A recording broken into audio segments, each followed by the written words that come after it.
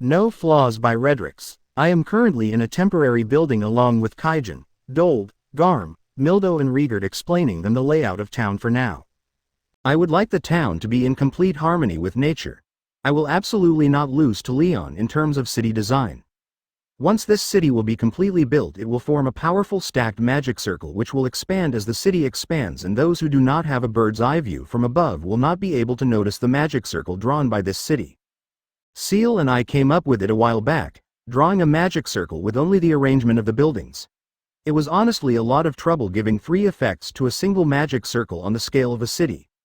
With this layout we would be able to devise a mechanism to maintain it with the magical power of the city's inhabitants, and the magicules levels will still remain human-friendly.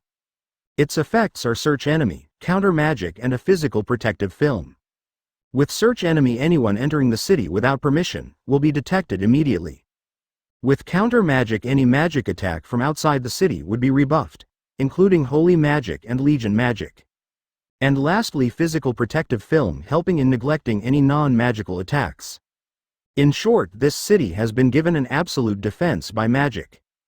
As expected of Rimuru-sama, even something of this scale can be done with ease. Rigard commented, practically worshipping me at this point and beaming with pure joy.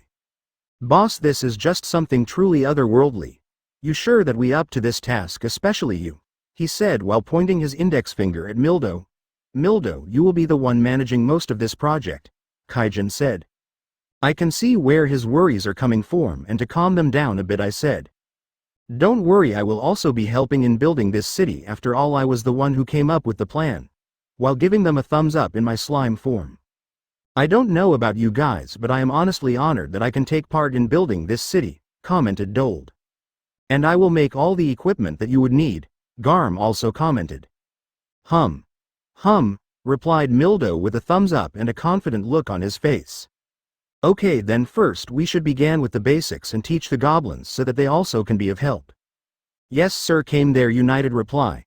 Now I am currently in the sealed cave in its deepest parts, about to contact Diablo. The Orc Lord should be attacking the ogre village around this time, I think. This time I was the one that kinda lit the flame in Yuki about creating a peaceful and corruption-free country, so he's probably doing the same things that he did in the previous timeline, but this time for his one and only best friend on Earth who died while protecting him in a car accident and basically passed on his will to him. Which was me. I incarnated back on Earth and became best friends with him, but I also died in the same car accident in which his parents died. Since there was no Velda this time around in him, he shouldn't be having a deranged personality. He's probably doing it for me now, but that includes him supporting Clayman in creating a puppet demon lord. I would like to save as many ogres as possible, not only because they belong to the same village as my subordinates, but this time around it is my fault that stuff even happened in the first place. Me lighting up the desire of ruling the world in Yuki and him trying to manipulate the demon lords and all that. It should be pretty easy for me to convince Kigali, Laplace and Terre to join me if I bring back their memories before they became a Deathman. Footman will most likely go hostile as soon as I bring his memories back as Jahal, and would probably try to kill us immediately, but he will be dealt easily. They might have some resentment for me killing Clayman though, but I would have to also deal with it as it comes. Yuki would also probably fully support me after I meet him myself. Seriously, he deserves the title of the foulest Majin ever. Man, this time I am the one who's manipulating everyone because of my desires. I don't know how to describe it, but I would like to get over with it as soon as possible. Full backstory coming in future chapters. Now I should probably contact Diablo and ask him to keep a watchful eye on the ogre village. Diablo, you can come here now, I said to him via thought communication. Kufufufu. It brings me extreme joy in returning to your side, Master Rimuru. He said as he teleported right in front of me. He would blabber on about for a long time if I let him be, so I will just quickly send him on his mission. Enough with that for now, you can save all that stuff for later, but for now I want you to track down the ogre village where Benimaru and the rest of the ogres are living. The Orc Lord attack must be happening around this time, so I want you to teleport as many ogres as possible to our village without making it look suspicious, okay? Leave the orcs and that clown there, he would not be able to comprehend as to how the ogres disappeared. Understood, Master, I will head back there at once, he said as he left after giving me a bow. A few days later I have been helping around in building the town here and there in my human form. When I first revealed my human form, they were shocked to say the least. It took them a few hours to calm down, but now my human form has become the gossip around town. I also started wearing the clothes that Garm made me because it will feel too odd in my usual outfit. Not to mention I will stick out like a sore thumb while wearing that in town filled with monsters wearing nothing but ragtag clothing. It is still leaps and bounds ahead of what they used to wear though. Now our town's growth is starting to show itself little by little. The magic circle cannot yet be formed with it, but it still looks really impressive for a town this small. Currently I am assisting in building what would be my temporary residence, and one can't help but feel excited about it. It should also be about time when Shizu and the trio will most probably arrive here. Just as I was pondering that, Rigurd came running towards me and informed me that they had found a group of humans who were being attacked by giant ants and are currently in one of the temporary houses eating, since they had been running for almost 3 days. I praised him a bit on doing the good thing and headed toward the tent in my slime form while sitting on Rigurd's shoulder. As soon as I entered the tent there I was greeted with 3 people feasting on the grilled meat we provided them like wild beasts, and a silent 4th girl who was sitting there eating with her mask still put on. That woman was named Shizu Izawa, the Conqueror of Flames. In all honesty, I am grateful that I met her and she passed on her will to me. Because of that I was able to meet one of the most important people in my life. If she decides to live on, then I will let her live. I will give her one chance. That is the least I can do for someone who basically gave me my identity. Who gave me another purpose other than just making a comfortable life for myself. And he only feels gratefulness toward her, nothing else, like someone who, as I just said, gave him identity and another purpose in life. Anyways, as we entered the tent, Rigurd walked up to a tall seat on one side and placed me upon it. "My guests," he bellowed as he sat next to me, "I do hope you are comfortable here. Allow me to introduce you to our master, Sir Rimuru." I could hear them swallowing down their food. Then, in unison. "Huh, a slime? Munch, munch, same as ever. It is good to meet you. I am Rimuru Tempest, a slime. Not a bad slime, you know." To which the trio looked dumbfounded and Shizu almost spat out her food trying to suppress a chuckle. "Well anyways, pardon us, I guess. I just didn't expect we'd be saved by a monster tribe." "Yeah, thanks. I sure didn't expect some hobgoblins to be building a village around here." "Well," I said, "please, feel free to enjoy your meal, all of you. We can talk afterward." On the way out, I told their guard to take them to my personal gate near the cave once mealtime was over. "Don't worry about it," I reassured the crestfallen-looking Rigurd as we walked. "We can work on manners later." After a few more moments, the 4 adventurers popped in, immediately giving a hearty "sorry about that" as they entered. And our little talks began. More like badmouthing their guild master. "I honestly feel bad for you Fuse."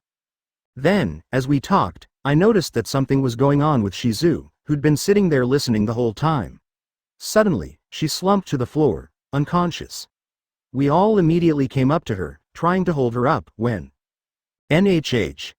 NRAHHHHHH. Things progressed rather quickly after that. "Summoning magic," Ellen shouted in surprise. "Whoa, for real? Where the hell'd that come from? What rank is it?" Judging by the size of the magic circle, I'd have to guess B+ or higher." "Well, we can't just sit here, boss. We gotta stop it." "Stop. I will handle it all by myself," I said as I put up my multi-dimensional barrier around the battlefield. "Wait, she might be the Conqueror of Flames," Guido shouted. "Yo, Guido. What's that Conqueror of Flames thing? Wasn't that a hero or something?" Ellen chimed in first. "I think she was active around 50 or so years ago." Then Shizu's mask fell off her face. Flames shot upward. Up in the sky, 3 flame salamanders appeared. Her black hair fanned outward with the shockwave, shining brilliantly against the inferno. Then, launching unique skill, Deviant, the voice of the world echoed around us.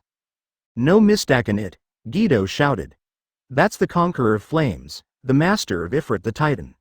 The strongest elementalist in the world." "Gah. Ifrit? Isn't that spirit, like, above a rank and stuff?" Kabul yelped. "Oof. That's my first time seeing it," Ellen said, but soon realized that they were outside the barrier.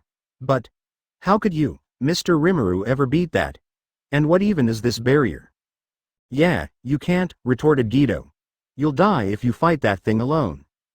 Don't worry, after all I am the strongest and he's weak as hell, I shouted as I predated on Ifrit and the salamanders he summoned. What followed up my fight was complete silence while the goblin and the dwarves came running out to check what was happening, and I'm pretty sure that Henrietta, the spy that Gazel sent towards me, also saw this clearly. Well, I don't care about that stuff right now. Rimuru-sama, what happened here? Did those 3 humans attack you? Ranga ran towards me as soon as I undid that barrier while growling towards the trio. Gah! They shouted and hid behind Kabul. Well, Ellen and Guido hid behind Kabul while he was standing there with his legs shaking, understanding that if they were accused of attacking me the whole town would attack them. No, I shouted. It was not them, it was a flame spirit that was inside one of the 4, but she lost control over it and the spirit started rampaging. So you guys can go back to your work because it was nothing. Instead of going back to their work, they started chanting my name and saying stuff like, as expected of Rimuru-sama, even a flame spirit is nothing in front of him. And, is it even possible to win against him? As expected of my master to defeat a flame spirit like that in an instant, Ranga commented while moving his tail side to side. He must have sensed that a high-level fire magic had been used in that fight. The only thing damaged in that fight was my lovely little house. After some time, the slightly wounded adventurers all pulled through, thankfully, whining incessantly. You know, though, this probably means they'll turn down our request for hazard pay, doesn't it? Ellen moaned. Yep. Nobody's gonna believe us, Kabul replied. Seriously guys, that's the first thing you think about, I interjected.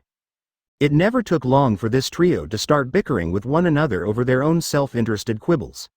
I wondered if they ever really had a thought about anybody besides themselves. Anyways, you know, I suggested, once things calm down a little, maybe I could go visit your town. Oh, if that's the case, I could give the guild master a message for you. One more thing, isn't your equipment too crappy? Rude. They said in unison. It's even worse than the equipment the goblins used when I first met them. I over-exaggerated just a little. I swear I could hear glass breaking somewhere near me. I guess I could give you some gear if you put in a good word about this town. So I gave them a few pieces of equipment, freshly made by the Dwarven brothers. They were all test models, made with materials they had procured themselves, but the quality was respectable. Spider robe. A robe of pure white, woven with spider silk. Scale mail. Heavy armor made from the shell of a lizard, far lighter. Hard leather armor. Made from the skins of local monsters, magical resistance included. I also tossed in some food and 10 recovery potions for good measure. Ooh. Look at this robe, it's so light, and I can't believe how sturdy it is, and pretty too. Whoa. I've always wanted some real scale mail. This. Wait a second, did Master Garm make this? This'll be like a family treasure to me? Yeah, are you sure we can have these? This is almost too nice for the likes of me. I mean, real dire wolf fur? It was a miniature celebration for a little while. They even started calling me boss. The 3 of them had their qualms about what happened to Shizu, but not enough to keep them from setting off again after 3 days of rest. They had a report to file and a looming deadline. If anything, 3 days was a generous amount of time to worry over a woman who'd essentially shoehorned herself into their traveling party uninvited. Still, I promised them all that I'd take care of her, and that was enough to put their minds at ease. A week passed before Shizu woke up again. Is this? Oh, I apologize. Despite the transformation, she still retained all her memories. I was dreaming, she told me. Dreaming about the past. The city I lived in. A place I can never return to. Tell me, slime. What is your name? Rimuru, ma'am, I replied. Could you maybe tell me your real name? She said. She must have known all along. I hesitated for a moment. HMPH, I offered. You aren't long for this world anyway. I'll tell you. It's Satoru Mikami. Ah. From my land, are you? I had thought you might be. I sensed it from you. She fell silent for a moment. I had heard from my students, as well. The city's much better now? Prettier? The last time I was there was nothing but fire all around me. Yeah. I could show you, if you'd like. I used thought communication to do exactly that. Ah. The sight made Shizu shed a tear. Listen, slime. Or I should say Satoru, I suppose. I have a request for you. Would you mind listening to it? Now wait a second before you tell me your request. I would like to show you something. I used thought communication again to do exactly that, but this time I showed her request being fulfilled and things returning to normal. Hinata becoming kinda cheerful, if you can even call it that. Me punching Leon. Chloe becoming the strongest hero and all that good stuff, so she would have no regrets left. Was that the future? Yes, it was the future, and I intend to make that happen once again. You can rest assured everything will be taken care of, but I would like to make a proposal. I know this is kinda stupid, but would you like to live on? To which she just smiled and said, I would have accepted that offer if you weren't here, Satoru-san, to save the kids, but now I can finally rest assured knowing that everything will turn out really good. Just like that she passed away, smiling this time, having no regrets, filled with happiness. Thank you very much, Shizu-san, for giving me identity, a face to go by, and another purpose in life. It was midnight when I received a thought communication message from Diablo.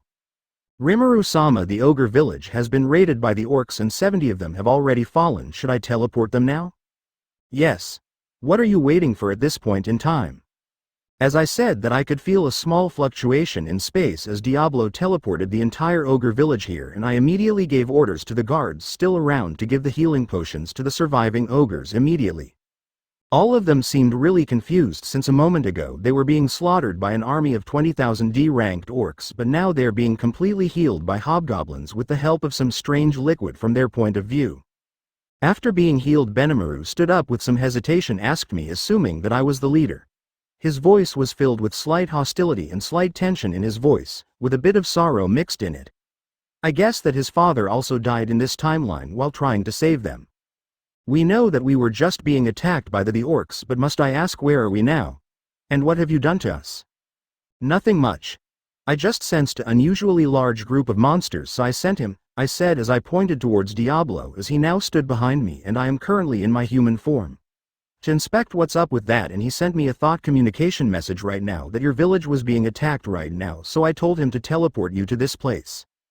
One more thing, if you were planning to go back or something like that, you should probably rest for now since it's midnight right now and you guys had just been attacked, and I am sure that some of you have lost your families, but I advise you not to do anything reckless.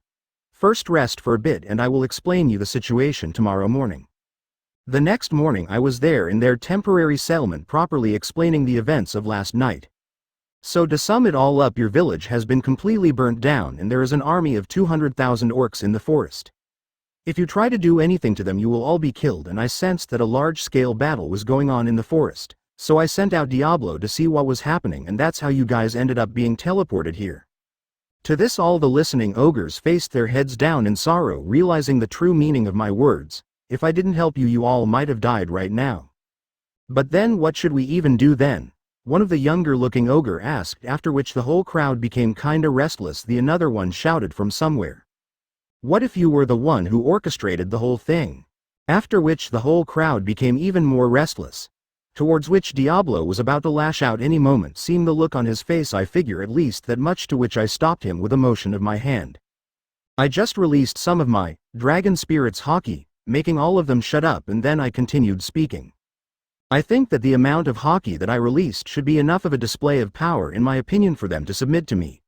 As a dragon spirit is not something anyone can shrug off, especially someone who's only a B to B plus rank ogre. If I wanted all of you dead, I would have killed you a very long time ago without even breaking a sweat. No one present in that area doubted those words because of the hockey I was emanating. But then what are you planning to do with us? The future Benimaru asked.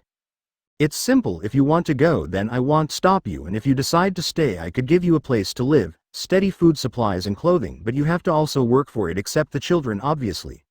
The choice is yours to make. I simply put forth my offer. If they want to take it, if you don't want it, leave. What will you get from offering this? The people looked surprised. Some must be thinking that there must be a catch.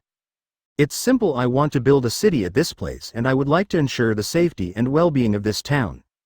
If by some chance I am not in this city in the future, then this place could get attacked by all types of creatures. That includes the orcs for now too. If they are in this forest, this place is also not completely safe either, and besides, having more of a helping hand never is a bad thing. After a small pause I continued again. If you guys were working as mercenaries anyway, why don't you work for me instead? If you want to fight for your old lord, I'd be happy to hire you to do that. Besides, if it's strength you're seeking, don't you think you should side with me? I can't really pay you much outside of giving you 3 hots and a cot. I do not see a problem with this, Rigurd said, who just came in a few minutes ago. We're here to serve Sir Rimuru, and no other. If he wills it, no one will work against his desires. Yeah, added Kaijin, who also came with Rigurd. That, and I kinda expect we'll get involved in this sooner or later anyway, you know? If that many orcs are on the move, I doubt any place around here is safe. Very true, another goblin lord chimed in who was there from the start. A lizardman spy once made contact with the village we used to live in. As goblins, we were unable to understand what he wanted at the time, but I imagine he was investigating some new movement or trend. Which means this place could become a battlefield. It is best for us all to work together. We're gonna be fighting anyway, you might as well come along for the ride. If you join me, I promise I'll fight with you if something comes up. I never abandon my companions, and if you let me hire you on, I will be glad to cooperate with you. I see. So we protect this village, and in turn, the village protects us. Not a bad proposal. In fact, it is a welcome one. And could this agreement stay in place until the ringleader of the orcs is defeated? Sounds perfect to me. You'd be free to do whatever you like once the matter with the orcs is settled. You could work with me to build a nation, go out on a journey, whatever. What do you think? After we finished my explanation, they were at least convinced of my motives. The redhead thought this over for a few moments while the others remained politely silent. They must have respected his decision-making skills. He closed his eyes, then opened them once more. Very well, he said. We will serve under your leadership. Right. Let me give you people names, then, which almost immediately led to a commotion. Huh? What are you? What do you think? I said names. It's annoying not to have them, right? No. We are able to communicate with one another well enough already, so. Ho ho, indeed. Humans may have names, certainly, but we monsters have little need for them. Wah. Don't be stupid. I don't care if you don't think you need them or whatever. I'm saying I need them, 'cause otherwise it's a pain to get your attention, okay? Why yes, but. Please, wait a moment. Giving a name can be a very risky maneuver. We had best begin with those of a higher ranking first. Oh, don't worry about that, I have a very large storage of magicules and it can be recovered pretty easily. Time to think up some names. The ogres still looked dubious, even the kids. But to hell with them. Let's get this show on the road. It was pretty easy for me to come up with their names. The ogres were kind enough to each have different hair colors, which made it easy to come up with ideas. And I began my reckless naming spree once again. This time naming 230 ogres in a row. After I named them, they fell to the ground, seemingly drained. Well then, that's that. You guys should properly evolve after a good night's sleep. I said as I turned into my slime form. Wah, a slime? How on? You were a slime all along. Some of them who were still conscious spoke, but they also fell asleep in a few seconds. Several days had passed since I had appointed my pseudo-cabinet of now-evolved Kijins. 5 of them, Benimaru, Shion, Shuna, Soe and Kurobe, had gained unique skills of their own.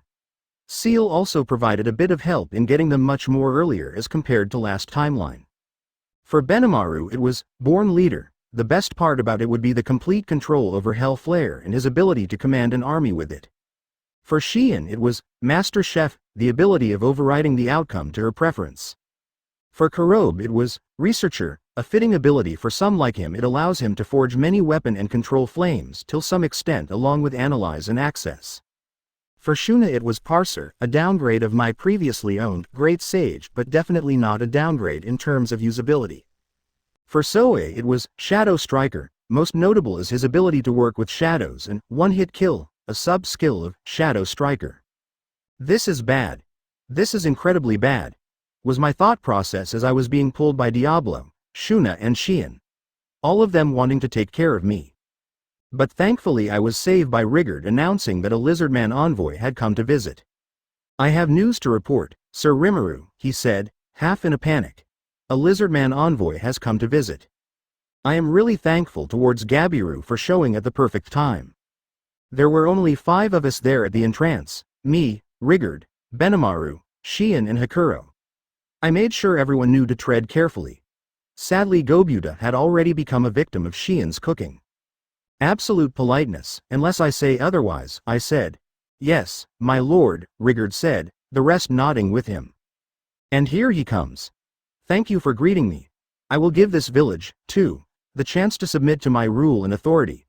I hope you will consider it an honor. I apologize, sir, Rigurd offered, but asking us out of the blue to submit to you like this. Peeved. Have you not heard yet? Those pigs, the orc race, are on the move. They will attack this very village before long. And I am the only one who can save your puny, pathetic hides. According to this lizard man, at least, we were already his loyal subjects. Ah yes. I understand there are some among you who have tamed the direwolf race to do your bidding. Whoever accomplished this task, I will gladly appoint as one of my top advisors. Bring him here now. Okay. We could fight together, yes, but what if the team we aligned ourselves with was a pack of idiots? The great thing to fear is not a competent enemy, but an incompetent ally. Napoleon or someone said that, right? It sounded true to me. Shion, meanwhile, still had me in her arms, which she had tensed up out of anger. Whoa, you're crushing me, lady. I jiggled a bit to remind her I was still there. She apologized, breaking into a cold sweat. Okay, I said, trying to move things along. I guess I'm the one who tamed the dire wolves. Or, more like made friends with them, maybe. Huh. You. A lowly slime. Enough joking. Let me see some evidence, then I'll decide whether to believe you. Which obviously lead to his very short demise by Gobuta's kick. Currently we are in a meeting hall discussing our route of action, and Trainee had also made her kinda short but majestic entrance and asked me to defeat the Orc Lord, which I agreed readily since it was my plan all along. So as it stands I would like to form an alliance with the Lizardmen tribe. Rimuru-sama, please allow me to act as the envoy. Soe stood up and said. Okay, it would be good if we are equal terms in the agreement, okay?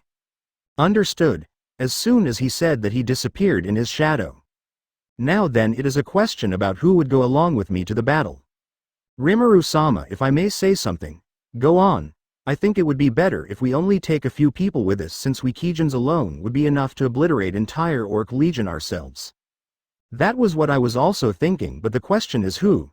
I would like to take as few people as possible. Seal, can you help Benimaru, Shion, Soe and Hakuro in evolution while they fight the orcs? Less than it is possible for Benimaru, Hakuro and Shion to evolve into fair Oni during their fight with the Orc Lord greater than. Not for Soe yet. Less than they would have to get used to their powers more before they would be ready to evolve greater than. Okay, then I have decided on who I would bring along with me. Their names are Benimaru, Shion, Hakuro and Soe, along with the 100 goblin riders to assist the lizard men. If anyone have any objection towards it, they can say it right now. No objections, sir, they said in unison, but it looked like Diablo also wanted to come along. Diablo, you will stay here and protect the town, okay? Kufufuf, I will ensure that the town is completely safe in your absence, my lord. This guy always wants to follow around wherever I go, but it's a good thing that it's pretty easy to handle him. Benimaru, I would let you fight the Orc Lord since you have the highest chance of evolving into a fair Oni, and you might just evolve during the battle. So don't try to end the fight in an instant, okay? After my comment, the room went completely silent for some reason. Guys, is something wrong? I couldn't help but become meek and ask them, which broke them out of their stupor. It's nothing. We thought that we were lucky to get named by you and evolve into Kijins, who were already very rare, but now we would be able to evolve even further as a bit of a shocker. Oh, that's the reason. Anyways, if you evolve in a fair Oni, you guys would be sub-demon lord. Yourself in terms of raw strength at the bare minimum. Yay, and to think that I would be the first one to achieve that makes me really happy, Benimaru said with a grin. Yay, if he can evolve, then all of us can evolve too in the future, Shion boldly declared. Kufufufu. I am also looking forward to that second secretary, Shion Dono. You just wait, I will definitely be recognized as the first secretary by Rimuru-sama someday. Well, the term frenemies was invented for people like them. Now you could also evolve during the battle, Shion. Thank you, Rimuru-sama. I don't know what she thanked me for but still continued. Hakuro, you also might be able to evolve too. I will remain eternally grateful toward you for providing this old man this opportunity. The rest of you guys also would be able to evolve if your control upon your powers are perfect. We will do our utmost best to live up to your expectations. The remaining Kijins present in the room shouted in unison. Lake Sisu was situated in the center of the forest of Jura, surrounded by a broad region of marshland. It was the domain of the lizardmen. A smattering of caves surrounded the lake. These formed a sort of natural underground labyrinth that stymied anyone who tried to go inside, and at the end of it lay the vast cavern that contained the lizardman's stronghold.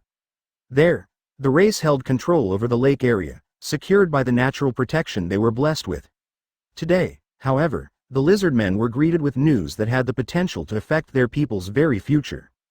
According to the messenger, the stronghold of the powerful ogre race was destroyed before the day had even ended, as if swallowed whole by the orc horde. There was no longer any doubting it.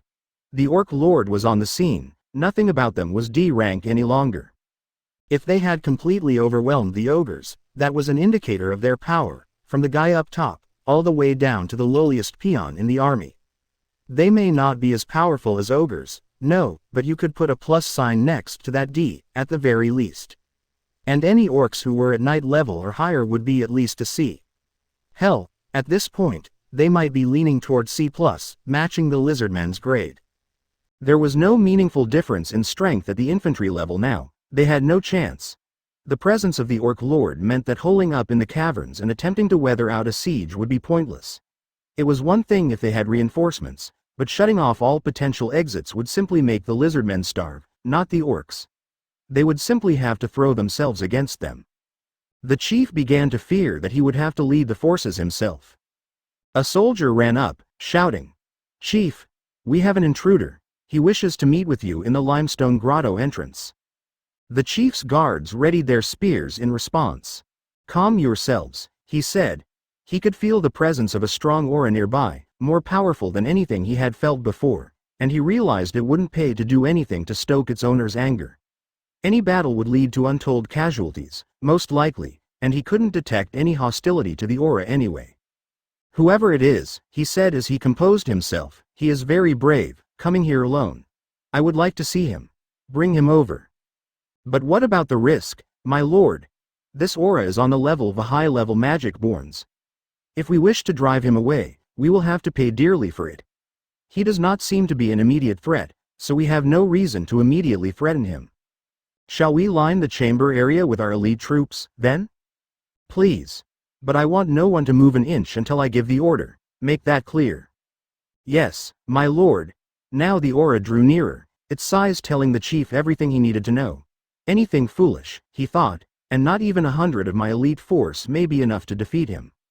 After a few more moments, one of his men brought a single monster into his chamber.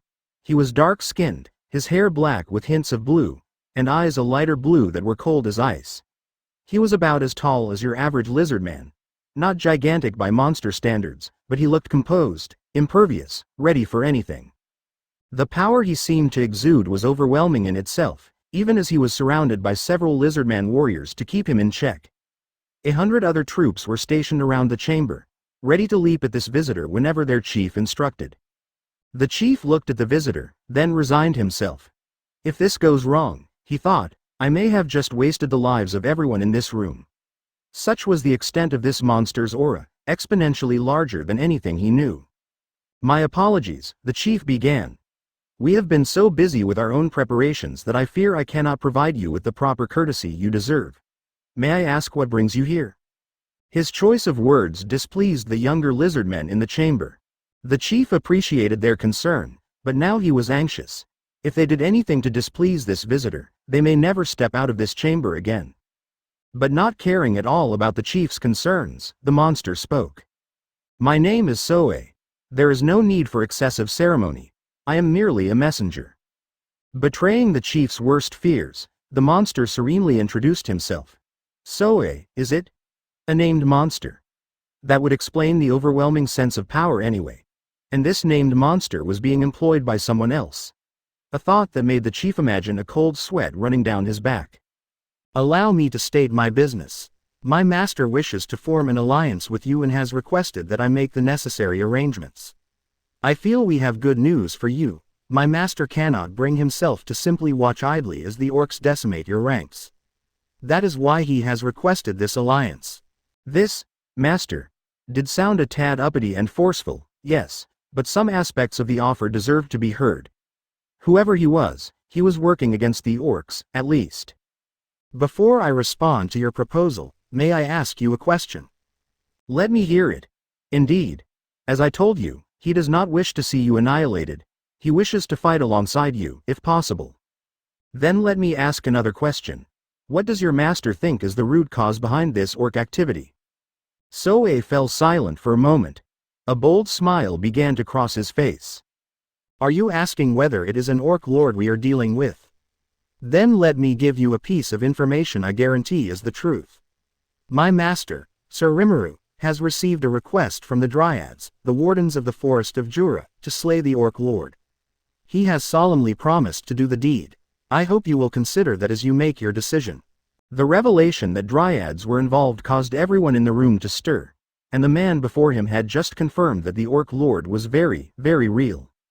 Considering Soe had dropped the name of the Dryads, one of the top-level presences in the forest, it seemed safe to assume he was telling the truth.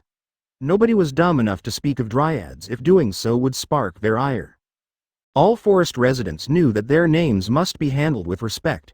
The term alliance suggested that the lizardmen would not be subjected to servitude. They would be treated as equals. It was an offer, the chief reasoned, that had to be taken. But before he could speak, another group of lizardmen bounded into the chamber. Chief, there is no need to listen to such talk.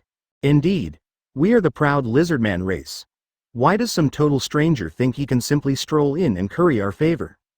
They were Gabiru's men, part of the group that stayed behind while their leader set off to secure the goblins' support. This visitor was demanding a lot, it was true, but he was a messenger, and these rank-and-file lizardmen had no right to treat him like garbage. Besides, the visitor's demands were not, in themselves, a problem. The envoy represented a monster powerful enough to be relied upon even by Dryads. Silence! He shouted, shutting down the chamber as he signaled to his guards with his eyes. I will be the one who decides what we do. You do not have the right to intervene. Take them to the brig. A night spent in there should help them see the error of their ways. The two transgressors were quickly whisked away, shouting, Chief, please reconsider. And, Sir Gabiru will never allow this. But they no longer mattered. He turned back toward Soe and lowered his head. Please forgive the rudeness of my people. I think I would like to pursue this alliance with you. However, the affairs I must deal with at the moment force me to remain here. Under normal circumstances, I would love to confer with your master at the location of our choice, but I am afraid I cannot spare a single moment. Would it be possible for him to come to me instead? He swallowed nervously. This was asking a lot, he knew, of someone much more powerful. He knew it could anger the envoy easily enough. But Soe showed no concern at all. I accept your apology. I am sure my master will be delighted to hear your reply, and I look forward to working together with you. In that case, I will make the necessary arrangements to bring our forces here. You will get to meet Sir Rimuru yourself then, I imagine. Let us convene together, then, Soe said, 7 days from now. I ask that you do not hurry yourselves into any type of conflict before then. I would also advise you to watch your backs for the time being as well. Very good. I look forward to meeting your master. The monster nodded at the chief, then disappeared from the spot, without a sound, as if fading into the shadows. The current ranks of monsters present in the village in terms of EP. EP does not relate to the fighting capability or actual strength. Ranga equals just under special A after bathing in Rimuru's aura, still increasing with training. Kijans, aka the fighters, equals A to A plus rank, still increasing with training. Benimaru equals just under special A, still increasing with training. Xian equals just under special A, still increasing with training.